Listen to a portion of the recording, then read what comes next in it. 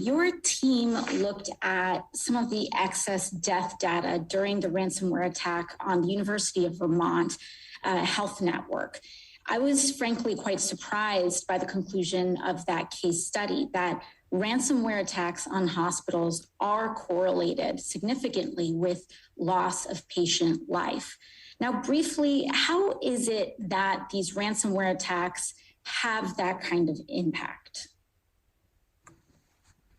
Congresswoman, that study looked broadly at excess deaths during COVID, during the COVID pandemic, largely looking at what happens when hospitals are overwhelmed with ICU patients suffering from COVID. What were the number of excess deaths from other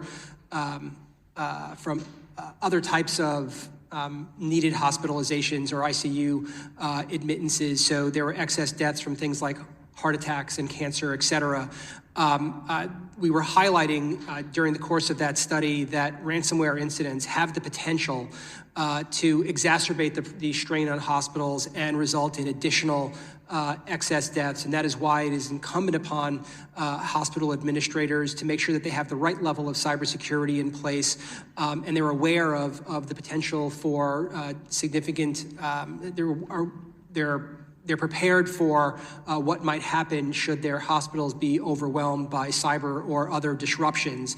And it is why we are working so hard to kind of highlight the results from that work, and additionally what we can do to offer additional assistance to hospitals across the country as we've been doing over the course of the COVID-19 pandemic.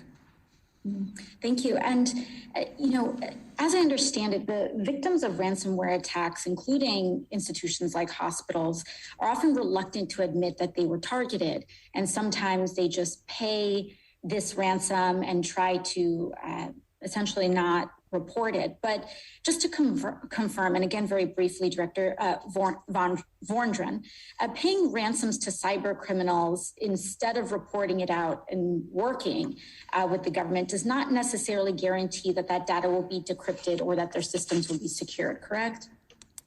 That's correct. There are no guarantees that if any corporation, organization, or entity pays ransom that it will necessarily be decrypted. We have use cases between us and CISA where the decryption keys provided by the actors have not worked. Mm-hmm. Currently, the House is seeking to pass the Build Back Better Act. And now, among other things, this bill includes more than $400 million for your agency, the Cybersecurity and Infrastructure Security Agency. Now, in concrete terms, can you help communicate to us and to the public what that $400 million would allow your agency to do, and what kind of capacity and what sort of implementation does that buy, per se?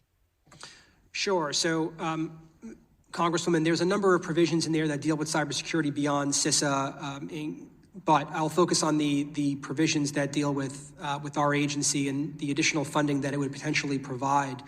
And I think there's a number of initiatives there that go to a series of the concerns that have been raised by members during the course of this hearing, particularly related to the security of our critical infrastructure and the industrial control systems that enable our infrastructure to operate.